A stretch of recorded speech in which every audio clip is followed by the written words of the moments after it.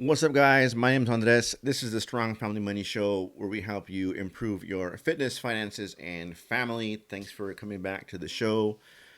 Um, so, uh, you want to buy a home, right? You don't have. I'm a real estate agent here in Ventura County.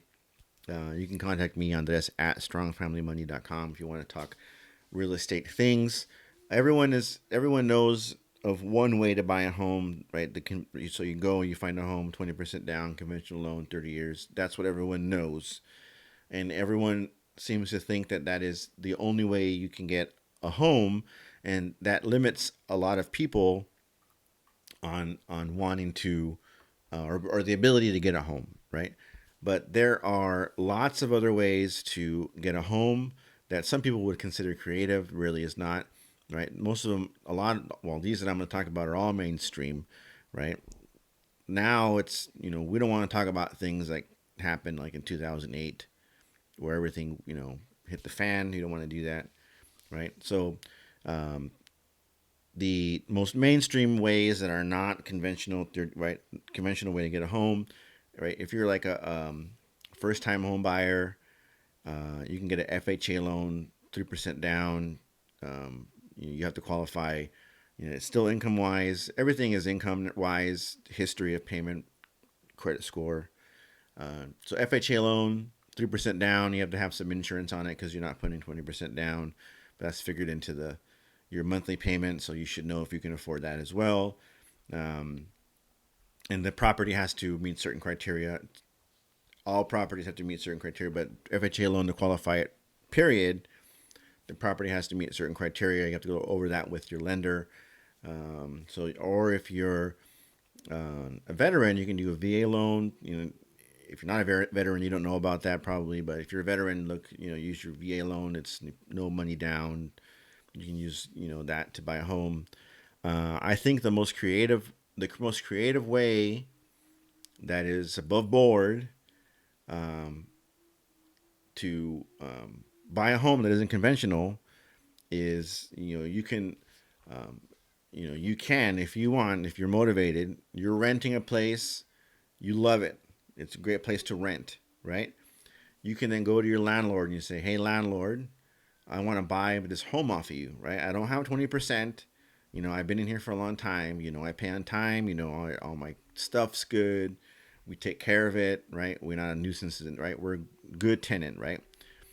And if you're lucky, they may be wanting to offload properties, right? So you can say, I know my monthly payment is this, right? I'll pay a little extra if at the end of the day I can lock in a price, right? I'll pay a little extra. We lock in a price at a certain interval of time. We decide, right? Do I still want to buy this home, right?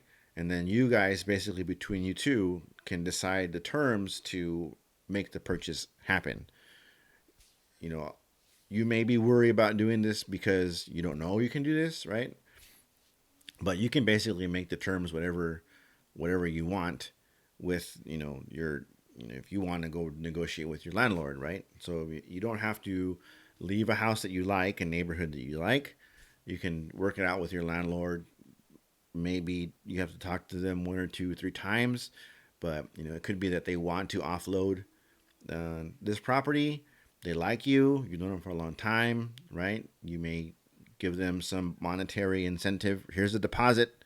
I'm totally gonna buy your home. Here's a deposit. I know I want 20%, but we'll make something happen, right? I just want to buy your home at the end of the day. So there are creative ways to go out there and above board buy a home that does not require 20% conventional and all that stuff, right? So keep your eyes open for those kind of things. Uh, Second, real estate investing, is it a get rich quick scheme?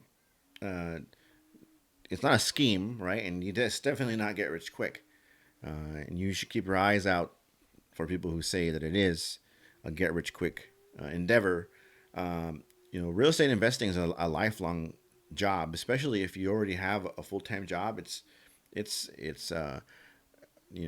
year after year, month after month of putting work in, finding homes, renovating, flipping, renting, managing. But at the end of the day, it's all worth it, because you, at the end of your 20, 30 year career of investing in real estate, have lots of properties that bring you lots of money. If you want, you can sell them like that, and then you have a big, big bank account. So whoever tells you that, real estate investing is easy and get rich quick, that's they're telling you a story. It's a grind, but at the end of the day, it's pretty fulfilling. And if you couple that with other investments that you make throughout your working career, you can cut down what that working career timeline is, and you can decide when you want to, on your own terms, when you want to stop working, and now you can do whatever you want because you have all this money. Um, so I mentioned other vehicles of investing your money. Real estate is probably the best, in my opinion, the safest. People always need a place to stay. Real estate values have gone up. There are fluctuations, but that's the same in anything you invest in. But when you invest like in the stock market, you definitely want to use your own money. In the previous video, I've spoken about using other people's money to invest in the real estate. Uh, for the stock market, you want to definitely use your own money to do that. You don't want to end up having to owe people money that you don't have. In the stock, in the real estate, if something goes bad in the deal and you use someone else's money, there's something to sell to get that person's money back. So you don't have to owe it personally, right? You're using an investor's money to buy this home.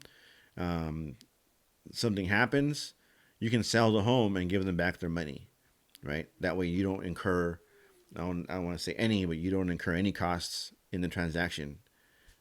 If you invest in real estate like on margin, right, and they call it and you don't have it, you got to come up with the money somehow, right? So you always want to invest with your own money so that you don't run the risk of owing somebody something that you don't have. Okay, so do not do that. Use your own money to invest. Okay, so last, uh, I was thinking, uh, doing a lot of journaling, reflecting. Right, I have my journal right here. I have my journal right here. So um, personal image. Right, I really don't go out of my way to project a personal image. Uh, that may be a mistake that I'm going to rectify here, uh, because then I leave it up to the other person to decide what.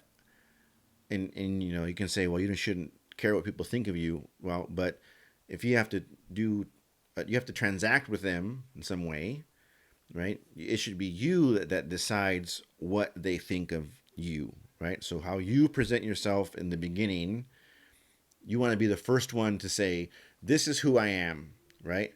And you don't want someone to be there like, well, I can't read this guy, right? What is he all about, right? So I'm going to start making up my own story based on what I see, right? You want to be the one that says, I'm Andres, this is what I'm all about, this is what I do, this is who I am, and that's it, right? And that way you now are the person that sets the tone for what's going on, and then they can't. When you do that, it's hard for them to now say, well, I don't really think that's the case, right? You don't know, right? I'm telling you, that's all you have to go off of, right? So we're going to go with it, and that's what you're going to use, right? And not to say you should make things up, right? But you should say, so I am, I'm analytical. I work well with others. I'm able to do,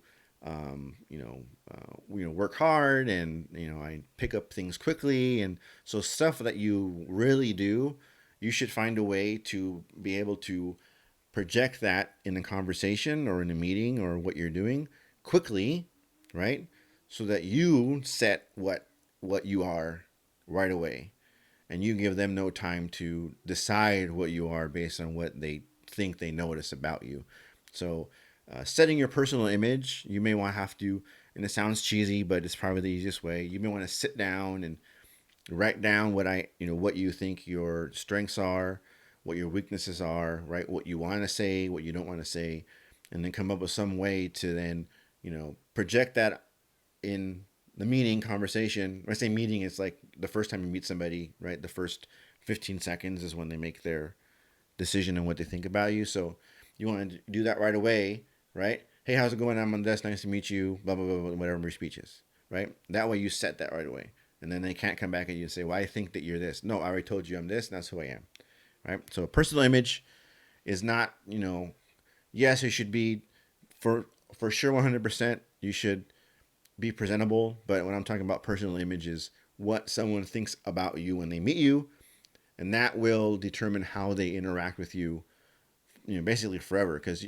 it's hard to undo what people think about you when you first meet them. So personal image is important. Write it down, come up with something, your plan. Anyway, my name's Andres. This is a Strong Family Money Show. In the link below, if you send me your email address, I can send you a copy of my Life Compass book. It's basically just stories that I've written down on things that I've improved in my life and want to share. Um, you know, about life skills and money and parenting and health. So that'll be down below. If you don't want to send me your email, the Amazon link is there also. If you're a first-time home buyer, I'm a real estate agent here in Ventura County, so I have this first-time home buyer guide. Same deal. Send me your email address. Andres at strongfamilymoney.com is mine. It's basically a blueprint on how to go about buying your first home, finding an agent, getting a loan, what to look for, what not to do. So email if you want it for free. The link will be there for Amazon as well. I'm a real estate agent, like I said, in Ventura County. I love to talk about real estate. If you have questions regarding anything regarding real estate, Andres at strongfamilymoney.com. Send me an email about anything and I'll answer it. We can get coffee, whatever. Speaking of coffee, visit our sponsor, freshcoffee805.com. Without them, we couldn't make these episodes. We roast and deliver organic fair trade coffee within days of roasting to your door. If you're here in Ventura County, most likely we can get it to your door without any delivery charge. So freshcoffee805.com. Please like and subscribe to these videos. Share them with your friends so I can continue making them. I like helping people. I feel this information is important not only because it helps me look for things to improve in my life, but it'll help you do the same. Money is important, health's important, family's important, and that's what I try to bring to the table. Anyway, like and subscribe. Thanks for watching, and I'll talk to you guys next time.